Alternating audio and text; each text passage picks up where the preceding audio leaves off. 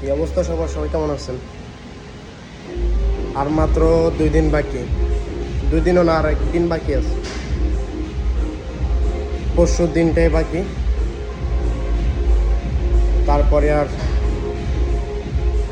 আমাদের ডক্টর ইউনূস স্যারকে আর দেখবো না আমরা। উনি দেশের জন্য অনেক কিছু করছে, ধরতে গেলে অনেক জায়গায় উনি দেশকে বড় করছে, এবং কি দেশের ক্ষয়ক্ষতি যে জায়গাগুলো এগুলা করার চেষ্টা করছে, অনেকটুকুই করছে। তো পরবর্তীতে যিনি প্রধানমন্ত্রী হবেন তিনিই করবেন ইনশাল্লাহ, এটা আমরা আশাবাদী। তবে ডক্টর ইউনূস স্যার যদি আরও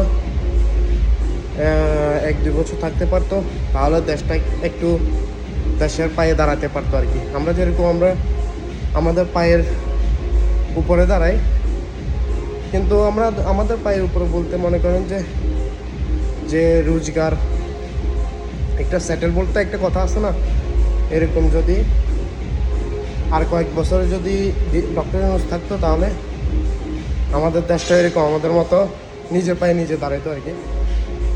তো সবাই ভালো থাকবেন, দোয়া করবেন ডক্টর ইউনূস স্যারের জন্য, এবং কি ওনার মতো যাতে আরেকজন প্রধানমন্ত্রী আমরা পাই ইনশাল্লাহ। সবাই ভালো থাকবেন। আসসালামু আলাইকুম।